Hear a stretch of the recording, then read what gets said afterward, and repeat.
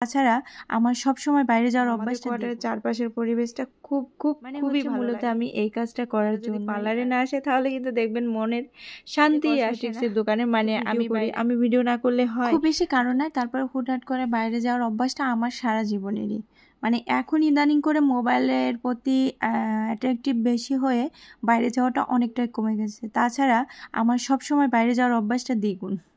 আমি জানি না আমার মতো কার কার অভ্যাস আছে। তো সবাই তো দেখতেই পাচ্ছেন আমি হচ্ছে রেডি হয়ে এখন হচ্ছে বাইরে যাচ্ছি, মানে এই তো বাসা থেকে যাচ্ছি আর বাসার রুম থেকে বেরিয়ে গেলাম। দেন বেরিয়ে যাওয়ার পর এই যেটা হচ্ছে আমাদের কোয়ার্টারের রাস্তা, মানে হচ্ছে আমাদের বাসার সামনের রাস্তা। আর আমাদের কিন্তু বাসার সামনে থেকে রাস্তায় উঠতে বেশ খানিকটা দূর, দেখতেই তো পাচ্ছেন এই যে হেঁটে যাচ্ছি। তবে দূর হলেও হেঁটে যেতে খুবই ভালো লাগে, কারণ আমাদের কোয়ার্টারের চারপাশের পরিবেশটা খুবই ভালো লাগে। ফুল গাছ টাছ দিয়ে শুরু করে সব কিছু একটা অন্যান্য সুন্দর একটা হচ্ছে জায়গা আমাদের কোয়ার্টারটা।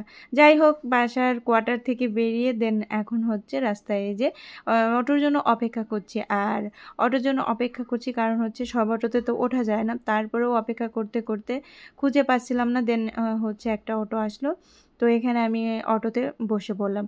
আর বাইরেটা হচ্ছে মেঘলা আবহাওয়া ছিল, যার কারণে আমি ছাতাটা নিয়ে গিয়েছিলাম। কিছু করে নাই, কারণ বৃষ্টি যদি আসে তাহলে আবার আমাকে ভিজে যেতে হবে। যাই হোক, আমি অটোতে উঠে তারপর চলে এসেছি, মানে অটো থেকে জাস্ট 2-3 মিনিট সময় লাগে। দেন এখন আমি চলে যাচ্ছি পার্লারে, মানে হচ্ছে মূলত আমি এই কাজটা করার জন্যই হচ্ছে বাইরে এসেছি, পার্লারে আসার জন্যই। তাছাড়া আর কোনো কারণই ছিল না, কারণ অনেক দিন ধরে পার্লারে আসা হয় না। আর স্বাভাবিকভাবে মেয়েরা যদি পার্লারে না আসে তাহলে কিন্তু দেখবেন মনের শান্তি আসে না। তো যাই হোক, এখন এই যে আমি পার্লারে এসে এবং আমার মুখটা হচ্ছে আমি একটু কি বলে ক্লিন করে নিলাম, ভ্রুটা প্লাক করে নিলাম, অনেকদিন ভ্রু প্লাক করি না। তারপর চলে এসেছে এই যে কসমেটিক্সের দোকানে, মানে আমি বাইরে আসলেই কিছু না কিছু কিনতেই হবে, এটা আমার একটা অভ্যাস। তো মামামের হচ্ছে বডি ওয়াশটাও শেষ হয়ে গিয়েছিল, ভাবলাম নিয়ে নিই, তার সাথে হচ্ছে আরও অনেক কিছু নিয়ে নিলাম। নিয়ে এখন হচ্ছে আমি চলে যাচ্ছি, মানে আমি এখন বাসায় চলে যাচ্ছি, কারণ মেঘ করে ফেলেছে অনেক বেশি। আর আমি যদি বেশি দেরি করি তাহলে আবার ভিজে যেতে হবে। আর এমনিতেও ওইভাবে কোনো কাজ নাই, বাজারে যত সময় থাকবো যে এখানে সেখানে যাব, শুধু টাকা পয়সা খরচই হবে। তো আমি এই যে অটোতে উঠে বসে গেছি, আর এই তো রাস্তার চারপাশটা।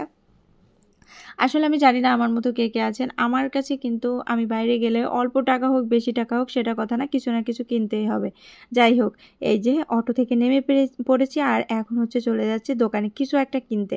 মানে আমি এখন বাইরে এসেছি, আর এখন যদি যাওয়ার সময় কিছু একটা না নিয়ে যাই, কারণ তাদের আবদার ছিল কিছু একটা নিয়ে যেতে হবে, তাছাড়া কিছু একটা না নিয়ে গেলে সবসময় মন খারাপ করবে।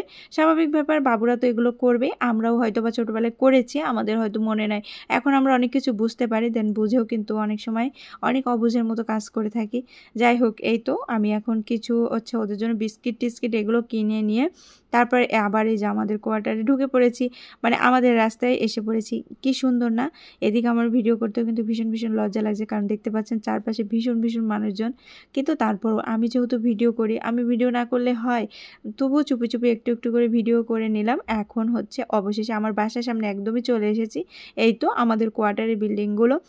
তো আমি এই যে বাসার সামনে চলে এসেছি। আর আমার ভিডিওগুলো আপনাদের কেমন লেগেছে এটা কিন্তু অবশ্যই জানাতে হবে কমেন্ট বক্সের মাধ্যমে।